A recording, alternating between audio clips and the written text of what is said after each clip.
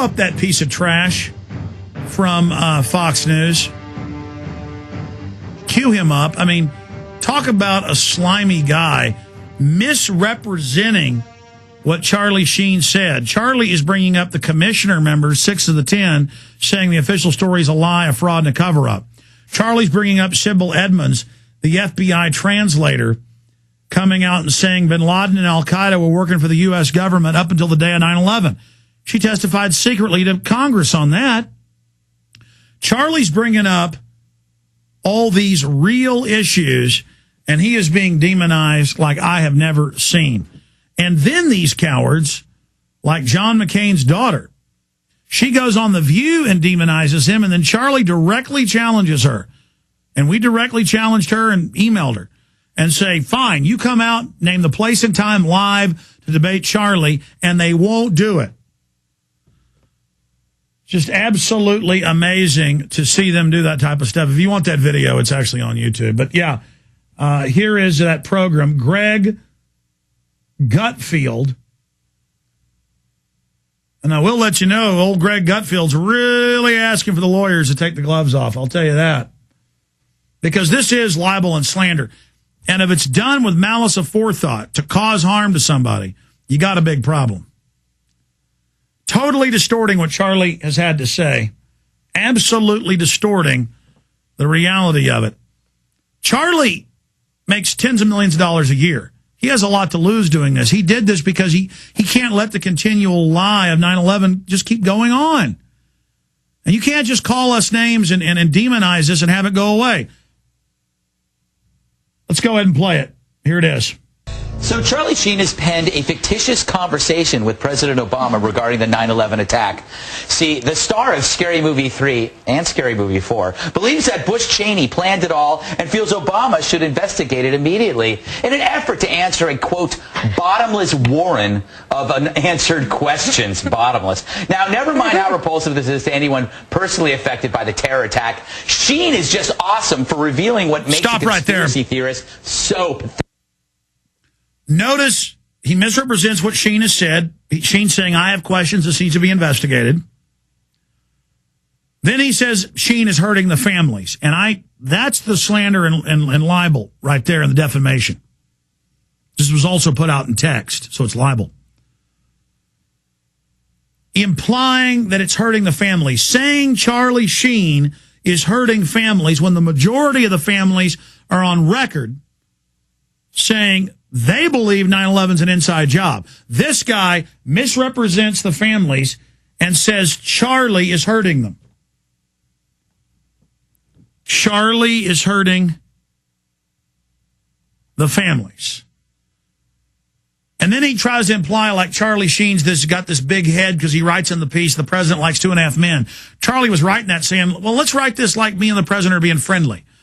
And, make the president look cool. Wasn't to make Charlie look big. But here's the distortion.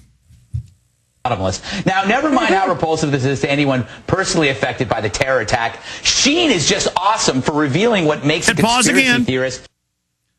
How repulsive it is to anyone. See, this guy's representing everyone who was attacked, doesn't like Sheen, and Sheen's basically with the terrorists now. This little slimeball thinks he's smart reading off that teleprompter what was written up for him by PSYOPs. Like he's cute. It's fun to manipulate his audience. What a deceiver. Back to it. First, the egomania. In this open letter he wrote, he writes that the president admits liking 2.5 men. And here I thought Martin was the crazy one in the family. Second, there's the mental masturbation. I apologize for using that word. But when it comes to truth or obsession, the questioning will always be, as Sheen says, bottomless. It is bottomless when you look at all the evidence. You called us conspiracy theorists that Gulf of Tonkin wasn't staged, now declassified. Now declassified, the CIA was involved with Kennedy, and the head shooter's gone public. In Rolling Stone and on this radio show with the audio tape and video. E. Howard Hunt. We now know Cheney did lie about WMDs. We now know Cheney wanted to bomb our own ships and blame it on foreign governments. Even the Daily Mail in England is saying they think this new al-Qaeda tape, bin Laden tape, is fake. even conservative publications. He's just so sniveling and cowardly. Go back to him. It's an endless bag of Doritos, except instead of chips, you get comebacks like, oh, that's what they want you to think, and open your eyes, dude. It'd be funny if it wasn't so sad. And my favorite, the contradictions. Sheen claims that 9/11 was the pretext for systematic dismantling of our Constitution. He says this without realizing that since 9/11, not a single person has shut him up. His relentless babble has done more to prove there's no cover-up than anything ever. Damn, I wish the government would silence him or at least give him a better haircut suited for a middle-aged man. It's strange, I tell you. But look, I love Sheen because he's a man unencumbered by self-awareness. Think about it. He's the world's most clueless, druggy, gambling-addicted whore banger, and he thinks he's uncovered a conspiracy and that we should all believe him. How cute is that? And if you disagree with me, then you're probably a racist. So he just threw everything, including the kitchen sink, at people. They've introduced bills that have passed the House to ban free speech. They've reintroduced the fairness doctrine. They're trying to implement it. The diversity chief on tape said he wants Venezuelan-type controls. They are on the verge of passing the Cybersecurity Act that in the New York Times, they admit, will, quote, have a kindler, gentler internet with government gatekeepers. Charlie Sheen, behind the scenes, is under all sorts of heat to shut up. You may hear about that soon here on the air. Mark Cuban, the New York Times now admits, had the White House email him and call him, the Securities and Exchange Commission, and say, if you don't shut up and not make that loose change Final Cut film, we're going to indict you for something. And a year later, they did it. Cuban used the email and the phone call to defeat the phony case. You understand? This guy's making jokes about how our free speech isn't under attack when it publicly is.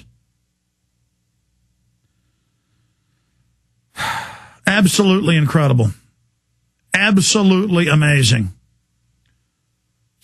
Let's go ahead and talk to Stephen in Mexico City. Stephen, you're on the air. Welcome.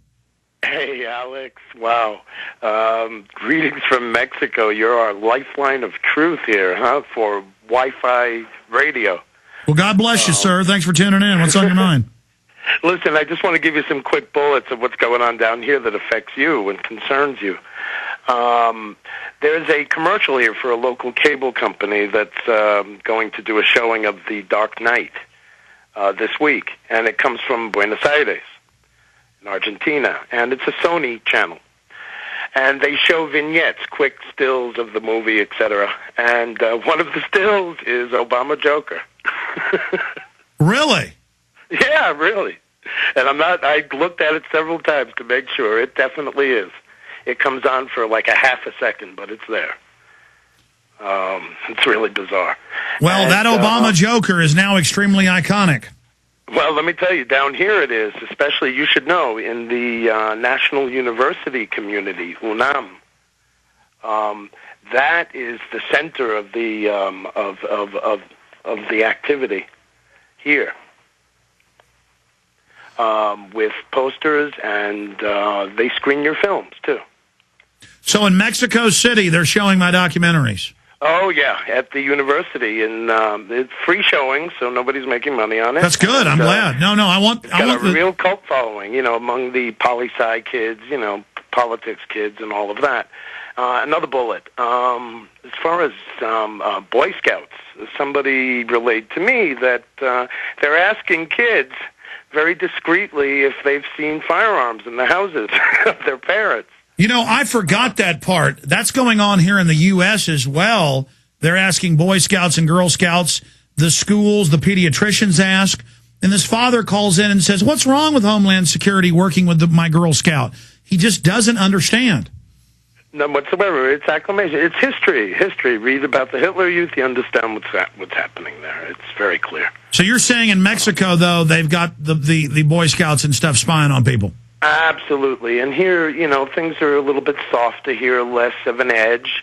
And it's just a discreet question. One kid told his dad, and that's it. They yanked him out of there. I mean, people do know what that is. People are very sensitive to that kind of stuff. Yeah, I will say that in Latin America, where I've traveled quite a bit, people know not to trust the government.